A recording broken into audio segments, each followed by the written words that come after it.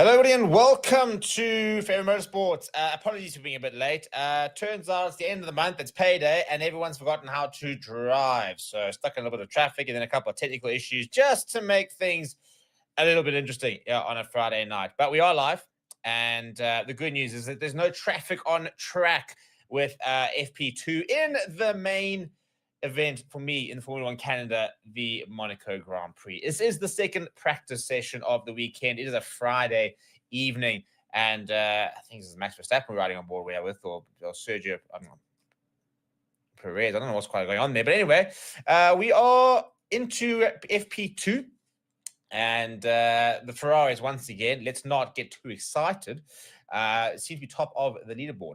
But a couple of issues here. George Russell now talking on the radio, talking about some issues with his vibrations. A little bit of porpoising, apparently, happening for George Russell. But welcome to the stream. Let's settle in here, shall we, people? It's been a fun time.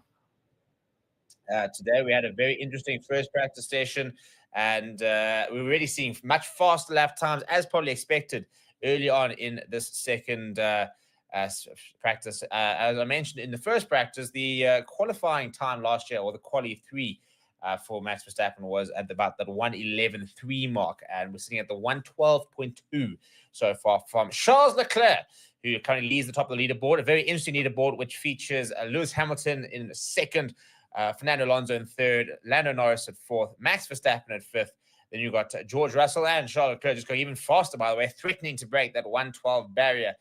We've then got George Russell, Carlos Sainz, Yuki Tsunoda continuing his decent run of form. Lance Stroll at 9th, Perez at 10th. So both those Aston Martins sitting in the top 10 so far. We're going to put a poll up in the comments. I want to know what you guys want to chat about. What should the poll be? And please do get your comments into the chat. Let's have a conversation, shall we? Let's talk about where we're at.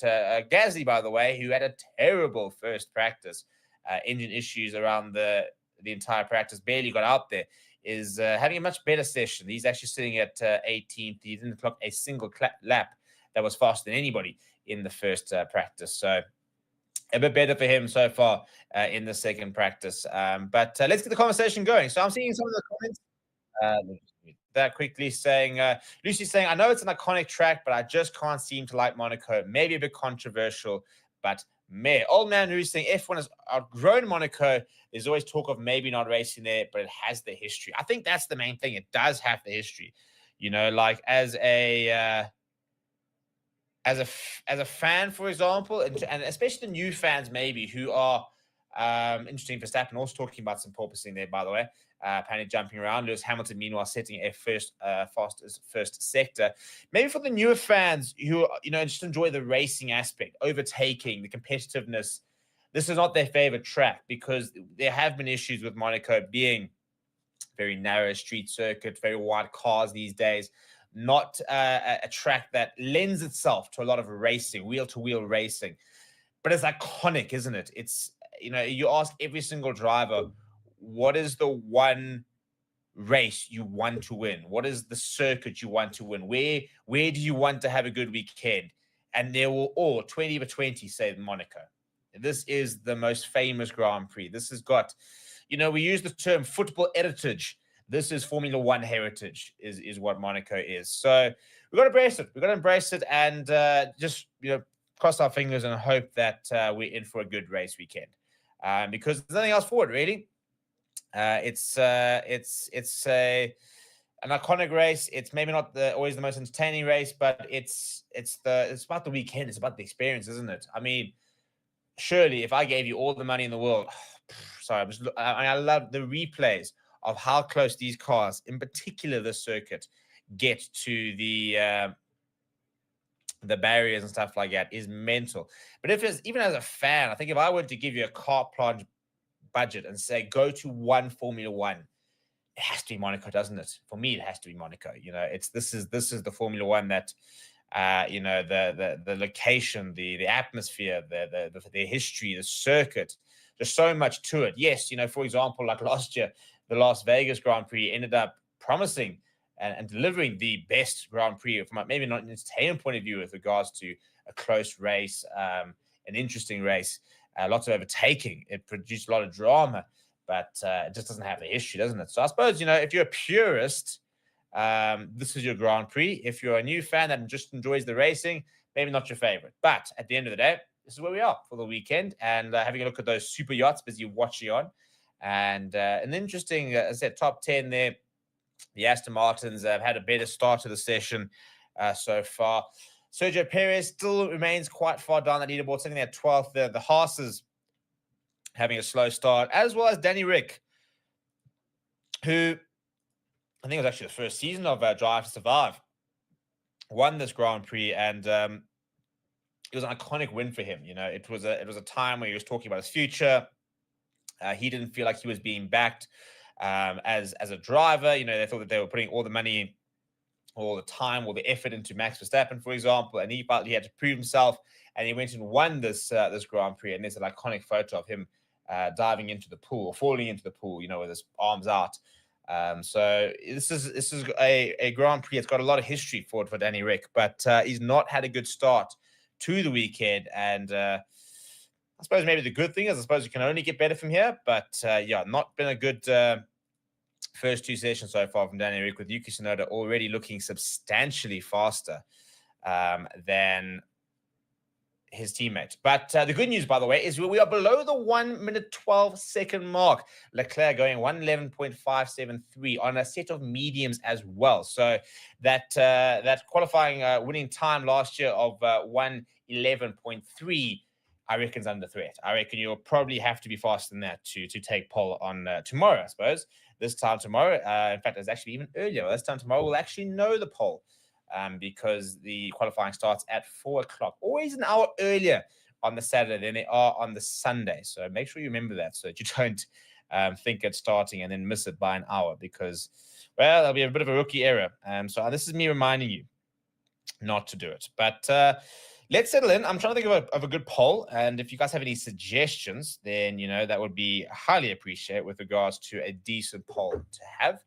But let's go to some of the comments, shall we, and see what you guys have all got to say.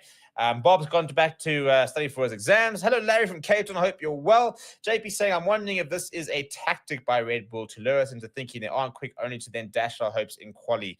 We see it every weekend, don't we?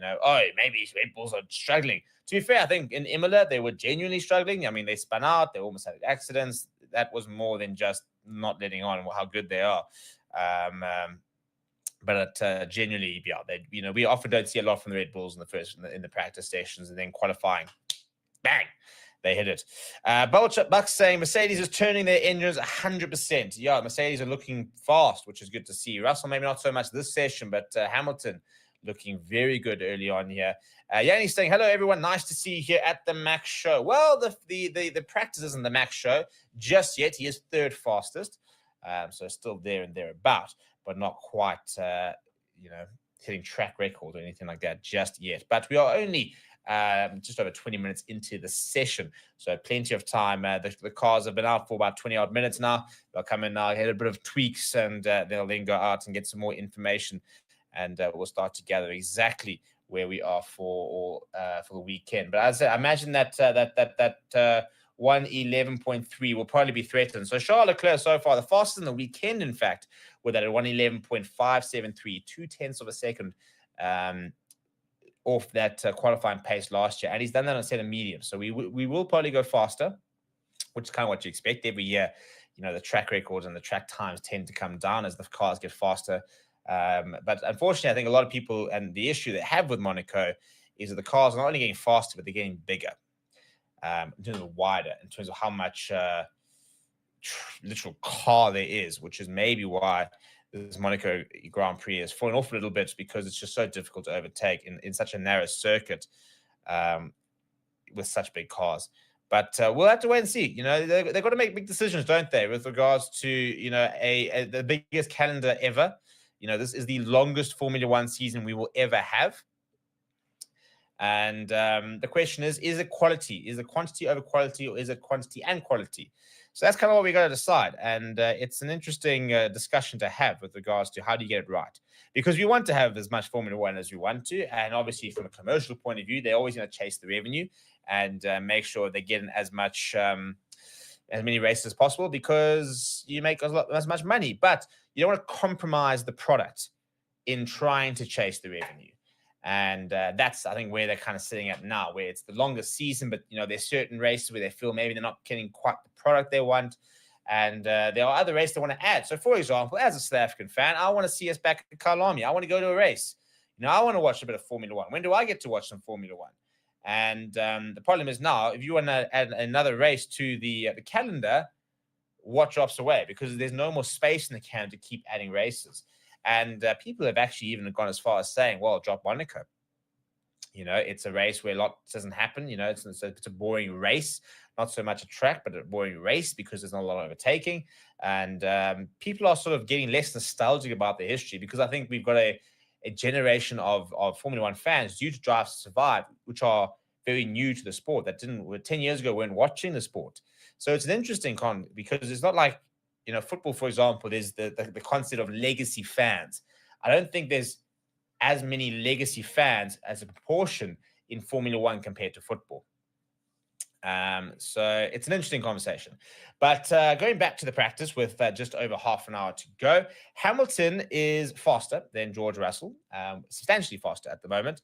But shout out to Alex Albon, who a week ago I think it was the first practice, had to park his car due to engine issues. Well, he is currently sitting, and I'm not joking, second fastest with a 1:12.452. Not a bad time. Sergio Perez has just gone faster than him, and he's gotten at 1:12.336. So Charles Leclerc, the only person to actually go under 1 minute 12 seconds so far this session. But that's a nice time there for Alex Albon. He's got a contract for next season at Williams, so probably needs to sort of show himself a little bit about what he's about.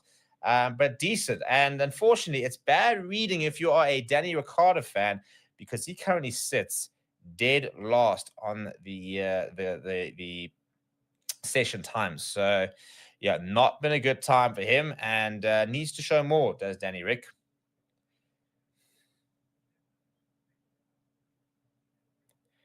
So my poll is going to be, I'm going to do a Danny Rick poll because everybody loves a Danny Rick. Should Red Bull back Danny Ricciardo or I want to say dispose of him or move away from him? Fuck it. Sack it or sack him. Option 1, stick with him. Option 2, sack him. We're going to be brutal. We're going to be brutal. It's a Friday evening. We're going to be brutal. Meanwhile, Charles Leclerc is flying around this track. He has set a fastest first 2 sectors. Could he threaten that 1:11 mark and get below that qualifying time from last week? Yeah, I'll tell you what. He has gone faster. That is faster than the qualifying time last year. So if he were to set that tomorrow in qualifying, he would be looking very much at the front of the grid. At his home Grand Prix, the Monegasque is looking fast. And isn't that what we want to see, eh? Is this not what we want to see? We want to see the Monegasque driver at his home Grand Prix setting some fast lap times. Fernando Alonso going in at third fastest as well. Good to see. But the poll is, what are we doing with Danny Rick? There's over 160 of you guys watching. Only 14 votes. Go and vote. Do Red Bull A stick with him, back him? There's talent, there's pedigree, there's proven race winners in him. Or do they sack him? He's past it. He's old. He should retire. What do they do? Let me know in the comments below, and feel free to throw a comment about how you feel about Danny Ricciardo and what your opinion is with regards to what they should do for them.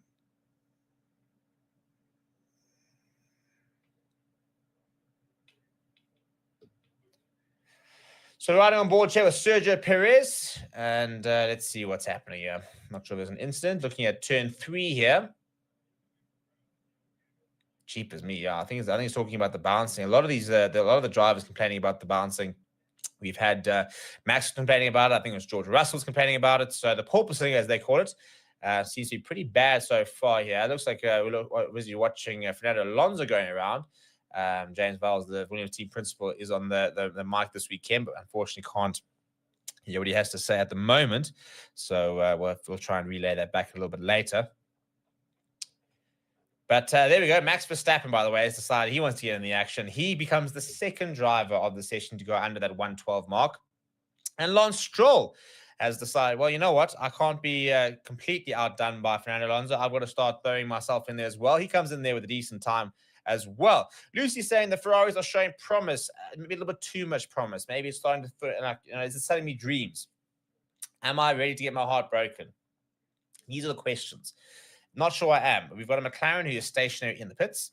And Old Man Ru's saying, I'm a little biased, but I'm also wondering if he can regain his form.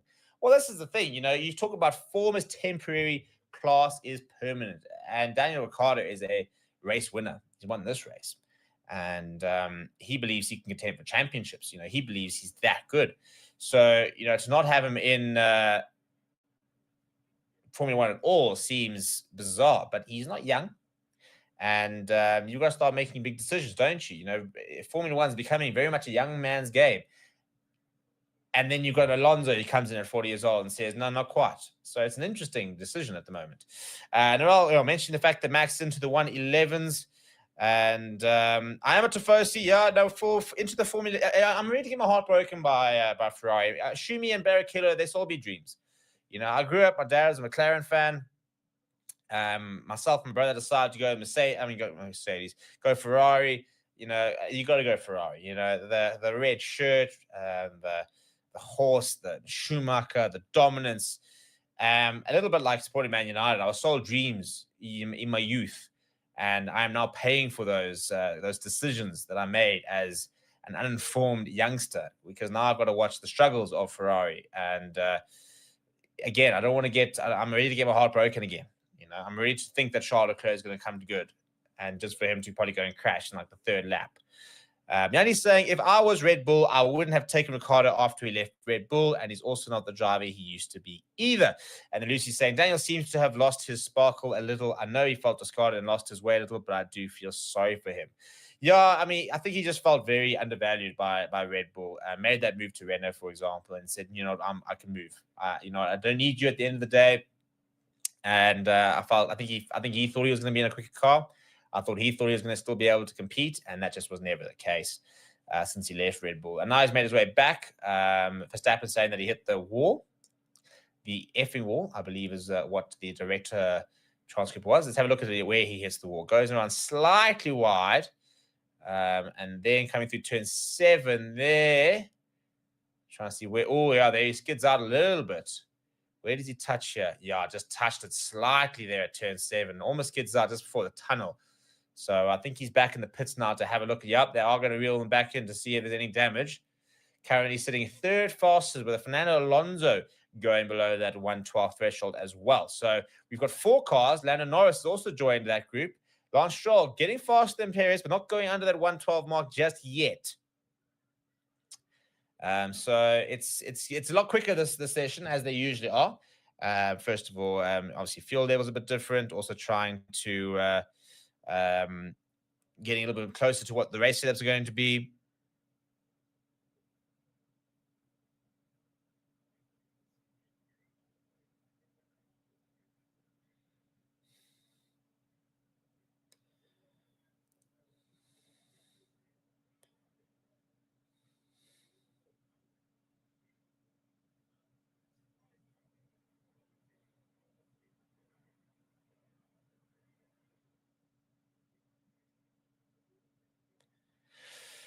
I'm a Lando fan. If you want to talk about heartbreak, but to be fair, what it is to be a Lando fan this season, you've won a race. You came second. You are the one that is like threatening to challenge Max Verstappen. Yeah, look, and you've had a tough time. I think it's almost a record number of podiums without a win, but you've at least won a race. As a Ferrari fan, we haven't won anything this season. I said very, very under my breath. Yanni's saying Monaco is all effing wars. Yeah, no, I flat out refuse. You could not pay me enough money to drive around this circuit in anything more than like a 900cc no turbo go-kart. No. Like, those like super yachts, you'd find me in one of them, in a car in one of them. With the amount of walls, you'll check me or flying. If you watch what's it, Herbie was Reloaded or whatever the Herbie one was, when he's on the fence, that would be me, except like not planned, because it's just so narrow. And even there, you can see the Alpine flying through on a hot lap there and just going through traffic. That's gas is going to have to back off now.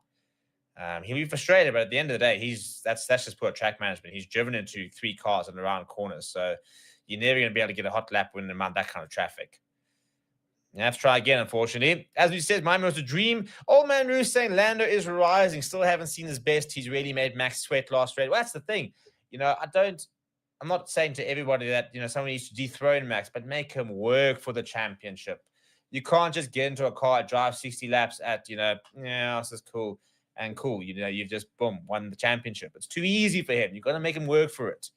And Lucy's saying, I was on pins watching that. Another few laps. I think you've taken pole. Old Man Roos saying Lando's rising. Still haven't. Talking about. I've already seen that comment. But now, I don't want to get too excited as a Ferrari fan, but Charles Leclerc has just said a fastest first sector. If he were to take off just over 0.2 of a second, he'd actually be under the 111 mark. So, interesting.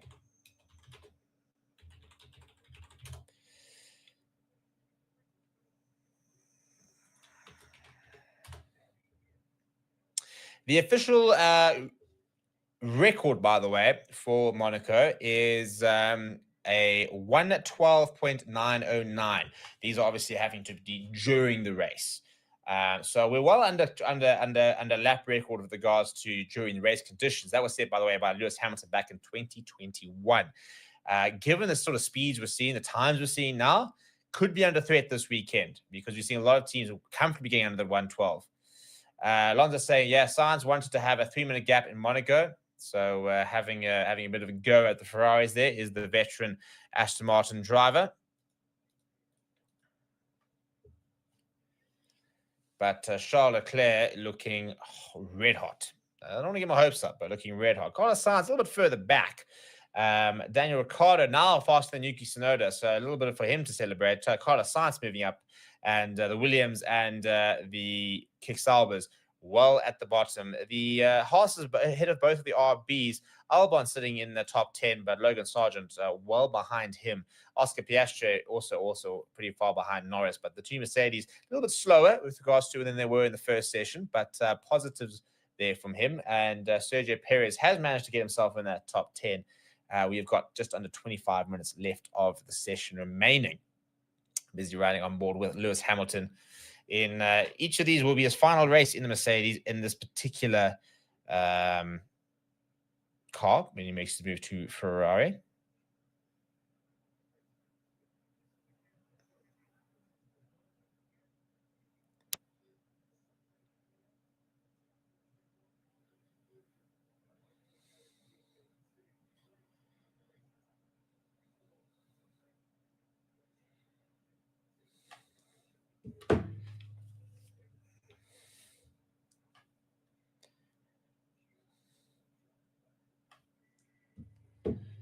Right, running on board with Lando Norris. By the way, if you're wondering why there is a weird yellow car running around Monaco, or two actually, those are the McLarens. It is a tribute to Ayrton Senna.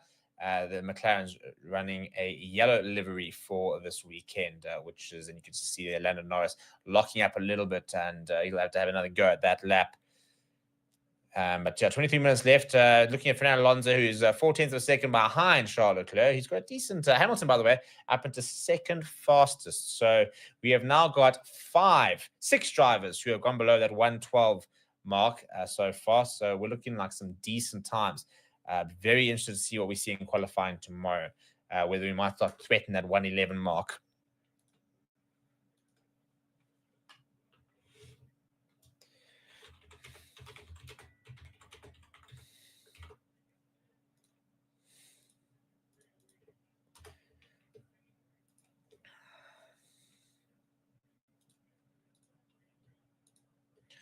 Right, that is, it looks like Williams in the pits there. So Logan Sargent's in the pits, as is Oscar Piastri and Lando Norris. Now Perez, Albon. So everyone jumping in there. So a stat for you is Max Verstappen passed Kimi Räikkönen for 6th on the all-time podium list with 104 podiums in Imola. 104 podiums, and which makes him, he's the 6th most podiums ever. This kid is 26 years old. He's actually younger than me. It makes me very sad when I look at what I've achieved in my life. And then you got Max Verstappen, who's got 104 podiums in Formula One. But what can you do? What can you do? But at the same time, he's no longer a youngster, and I think we've seen in the last 2 years he has matured. He won a Grand Prix when he was a teenager. So he's been around the block for somebody who is 18 years old.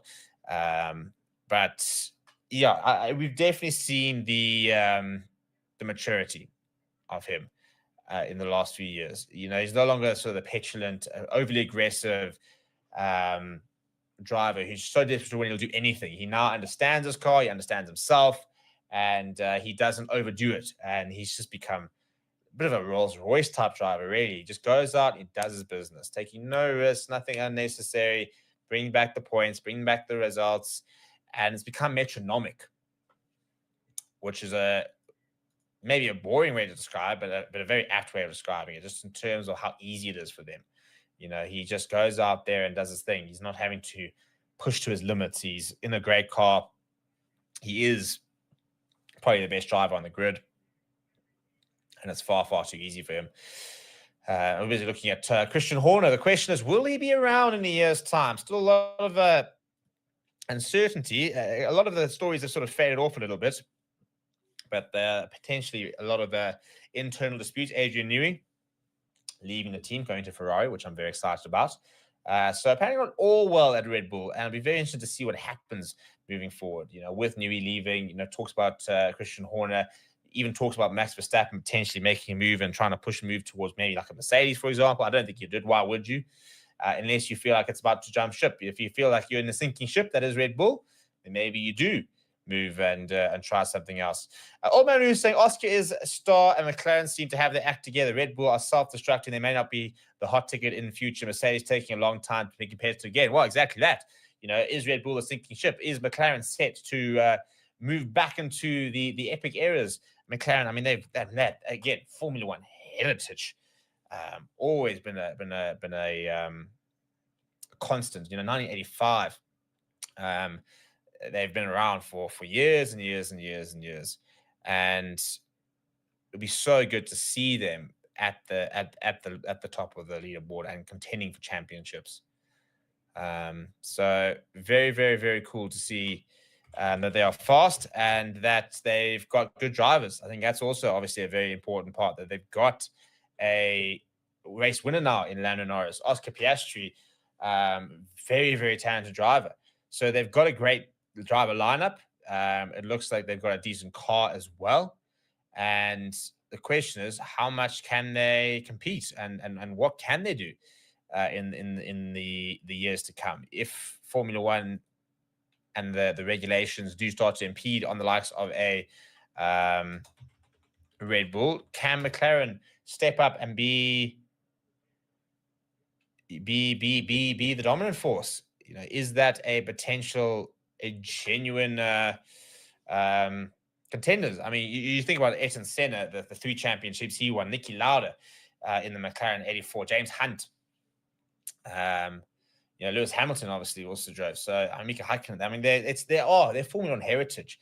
They've won 12 drivers' championships as McLaren. So they are a proper Formula One side or team, not side, a team. But we haven't seen the best of them recently, but we're starting to see them threaten. And I say it very, very generously and maybe even a bit loosely. They're threatened to be the team that they once was. The question is, will they kick on? Or is this a bit of a flash in the pan? And will they default back to kind of where they've been in the last few years? Cora saying, hello, everyone. I'm just back from school. I'm so happy that LEC is at the top. Yeah, good old Charles doing the business here at the moment. Long may that continue. We have got just under 20 minutes left of the session remaining. So I don't know if we'll see much faster times here. Looking at the tire compounds, for example, I don't think we'll see too much more on the softs. I think we'll see people move away from the softs and do some laps on the medium and stuff like that. We've got Leclerc, Hamilton, Alonso all in the pits. We do have the yellow McLaren still out there.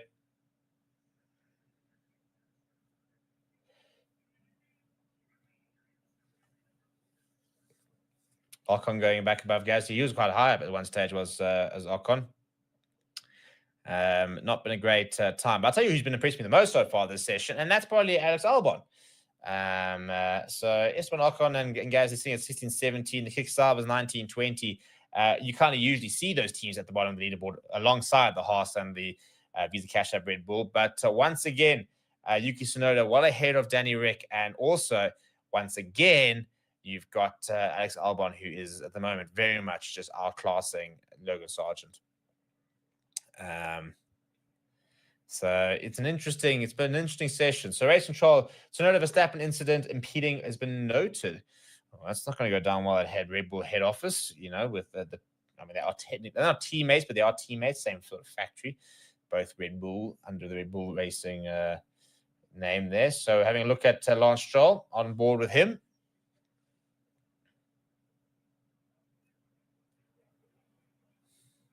He's been a little bit better this session so far than what we saw in the first session. He's coming in at 7th fastest, threatening that to break that 112 mark. He's the fastest person not to go under 112 so far this session.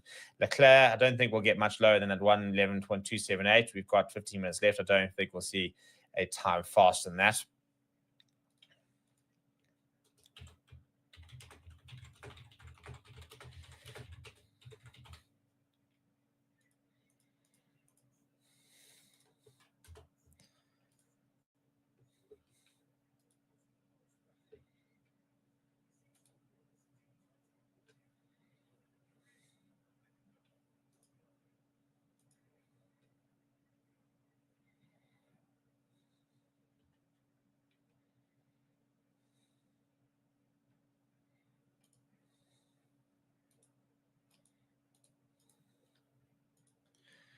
So yeah, what are the general thoughts of the two sessions so far? We're almost a third of the way through the weekend.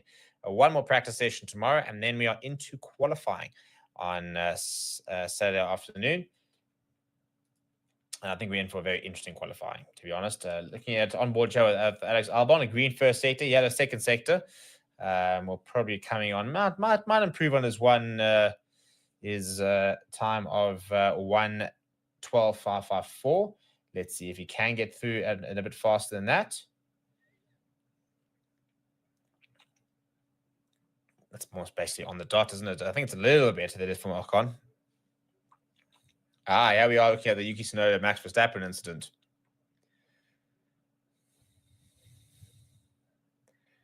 And Max throwing his hands at Yuki. So not a very happy Verstappen. I'll tell you what, if you're employed officially by Red Bull, you probably don't want to piss off Max Verstappen. Probably the one person you don't want to piss off. So not having a great time out there is Yuki.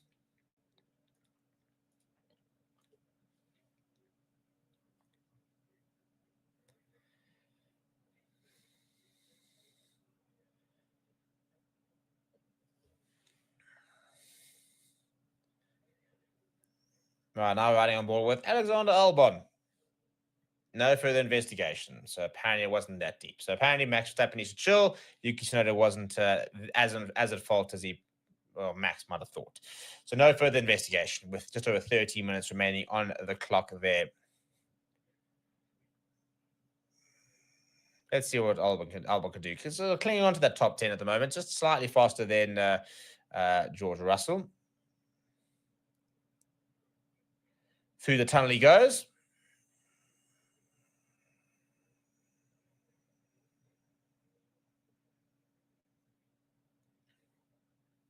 A yellow first sector. I think it'll be a yellow second sector as well at the looks of it. Yeah, it is. About 2.8 seconds behind Charles Leclerc. So not rapid just yet from Albon, but let's see what he can come home in.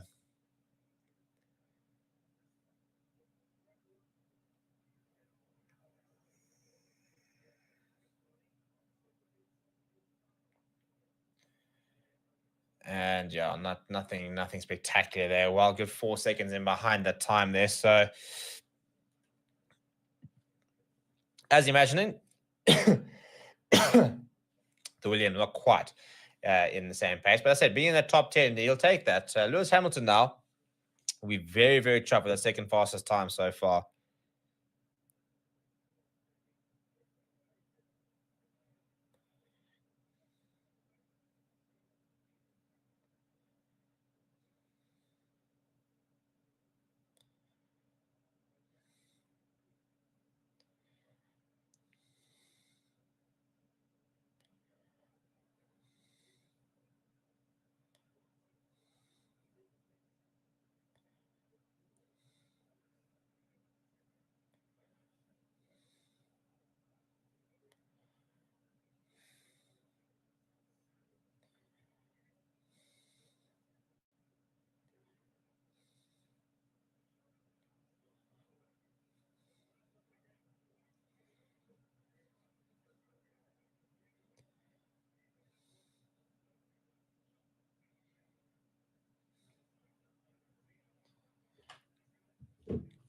Right, final almost 10 minutes. I think it's 11 minutes officially left. And Lucy saying Yuki never gets out of the way. Yeah, look, he's a difficult person to support or to really back because he does tend to make some mistakes, does tend to think nothing's ever his fault.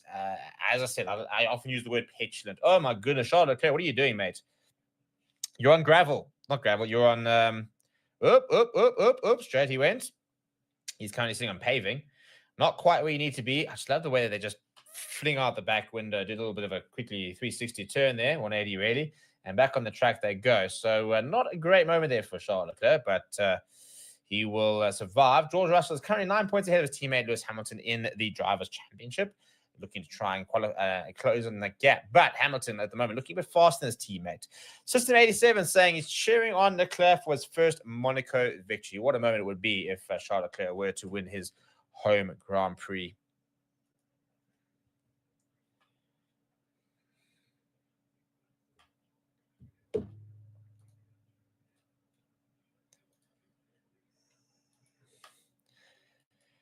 I don't think there's ever been a Monegasque who's won the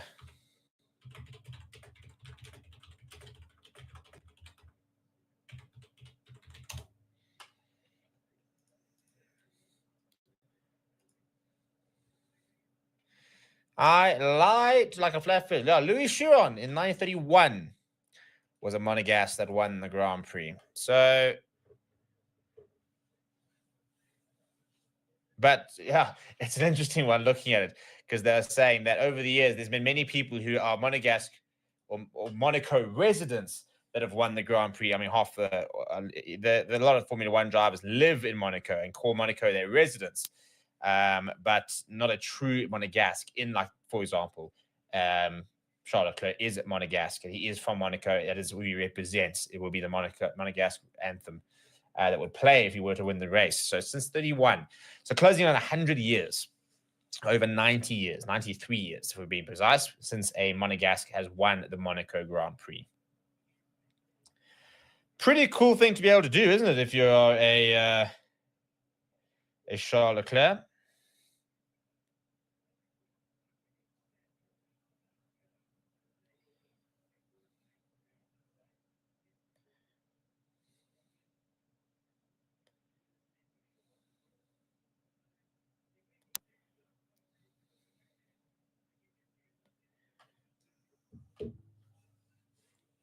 Right, Martin Rundle's by the swimming pool at turns 13 and 14. It's an interesting place. You see the cars coming with a decent amount of speed as well, coming through those turns. Less than 10 minutes on the clock, 8 minutes officially to go before we do wrap up the second practice session.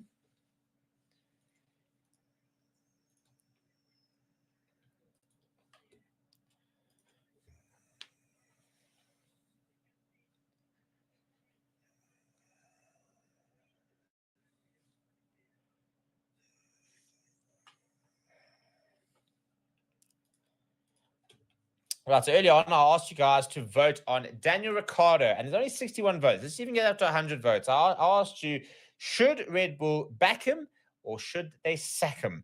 And at the moment, stick with him seems to be winning, but I want more votes on that. So 61 votes. I want to see the votes coming up. Go and vote. What do you think should happen with Daniel Ricciardo? What should Red Bull do?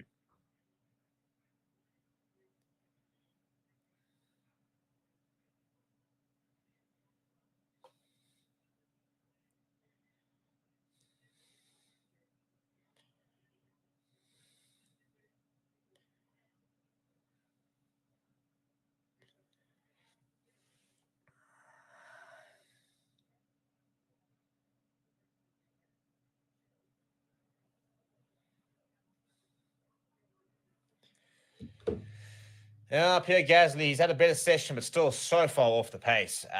I'd love to see him in a good car. Love to see him in a good car, Pierre Gasly, because he's won a Formula One. I sometimes sound like a stuck record when I say this, but he has. He's won a Formula One, and you can't be a bad driver if you've won a Formula One. You know what I'm saying? But he's not driving for a top team. He's driving for a bottom 5 team, and I'd love to see what he could do in a good car. Just one season. Just see. Was it a fluke? Is he that good? What's the chat? Yeah, Gasly. So in terms of running mediums, at the moment, most of them are. In terms of the best laps of the session so far, Tsunoda and Piastri have had their fastest laps on mediums, as is Ricardo. At the moment, though, majority of the field are currently running on mediums. Leclerc, Hamilton, Norris, Sainz, Stroll. No, sorry, Stroll's on softs. Perez, Albon, Russell, all on mediums at the moment, but the fastest laps have all been set on softs for the top 10. So that fastest lap that Lewis Hamilton did was on softs. Right, team radar from Hamilton. I unfortunately couldn't hear it. I was hoping to see a bit of a transcription, but nothing just yet.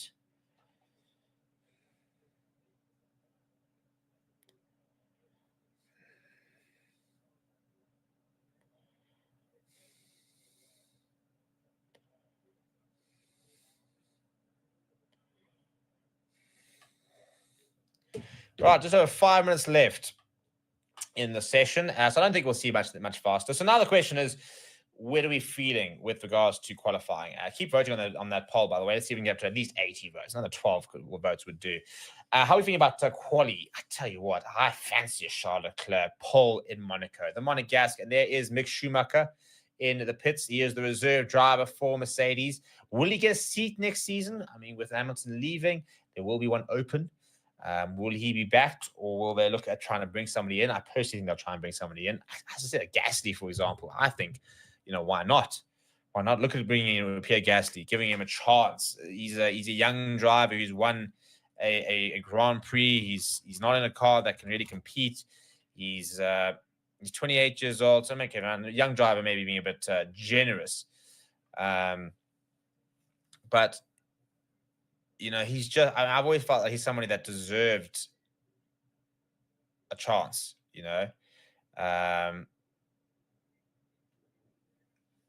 Yes, was in around that Red Bull back in the time, but it wasn't backed, It's more than that for me. It's about backing.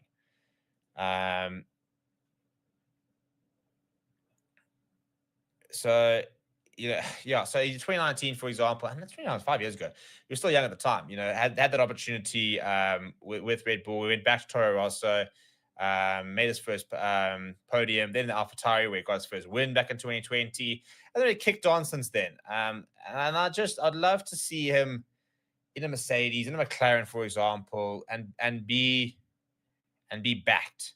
Like truly backed. Like, listen, you back, you are the number one driver. Here's a fast car. Go out and get the business done. Because I just don't think he's had that backing just yet. System 87 saying, I hope Mick should get a shot in a good car. That Haas was garbage and the team not great in terms of strategy. Well, Gunter was fired, so.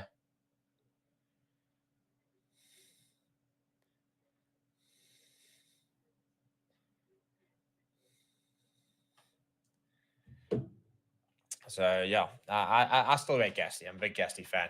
Cora says, her qualifying prediction is Leclerc P1, Hamilton P2, Verstappen P3. That's a good question. What is your predictions for quali? Let me know. I want to know your 1, 2, 3. As Cora has suggested, she's gone with Leclerc, Hamilton, Verstappen top 3. What are your predictions for quali? You've got 2.5 minutes to let me know what they are. Get them in the comments. What are you backing? Are you backing the Ferraris, Mercedes? Are you backing Red Bull to do a Red Bull and be slow in the practice and then bang, pitch up when it comes to quali? Let me know what you're thinking in the comments below. I'd love to hear your opinion. Love to hear what you guys are thinking.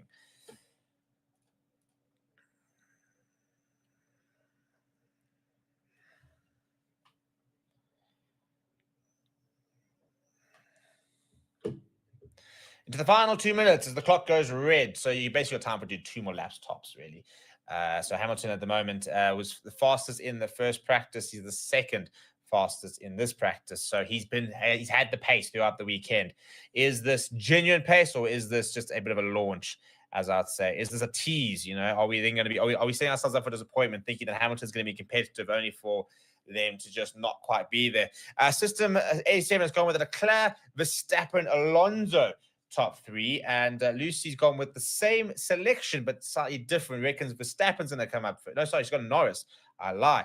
Got Verstappen, Leclerc, Norris as her top 3. Pureblood going Leclerc, Piastri, Max. Interesting. First person to throw Piastri in there. Well, I do think back in Leclerc is not a bad shot. Narelle Porkit is going Max, Charles, and Norris. So backing the same thing as Lucy there. So yeah, a lot of people backing Charles Leclerc. In fact, I think everyone's gone at Charles except for Narelle's going with Verstappen at first, and Cora's going with Hamilton at top. But 3 people so far, and I like Lisa was going Verstappen first. So 2 people so far backing, 3 people backing Leclerc. 1 backing Verstappen, 2 backing Verstappen. Yeah, sorry, Cora went to Leclerc first. So yeah, it's 40 seconds left. Right, so last opportunity now for these drivers to put in some laps, and then we are going to call it a day. BK going Charles, Max, Lewis Hamilton in the 3rd there. So a lot of people are sticking with the same 3. A couple of people are throwing the McLarens in there. We haven't seen a lot from McLarens this session, but the last few races have shown us that the McLarens do have pace, and that they should not be underestimated. So yeah, let's wait and see exactly what that, if they do underestimate themselves, or if they can get the job done. We have to wait and see, won't we? 5, 4, 3, 2, 1. Lucy reckons that Max is sandbagging. Yanni says they need to inspect Hamilton's car. I think he's running one of the old V10s. That is the end of practice. So a couple of the drivers now finish their final laps, but that is the final, the checkered flag there for Leclerc. And he will finish the fastest in the 2nd practice. His brother watching very proudly on after Leclerc. And as they are not going to see any faster sessions there. People, thank you very much for jumping in and joining me throughout the day. It's been a very, very interesting day. Good to see the Mercedes have some pace. But Charles Leclerc at his home Grand Prix does seem to be the one to watch. We'll be back tomorrow for Free Practice 3 as well as qualifying. Make sure you come and join us. Please do smash a like on the video. Subscribe to the channel as well. Thank you very much for watching. My name is Steve. I'll chat to you soon.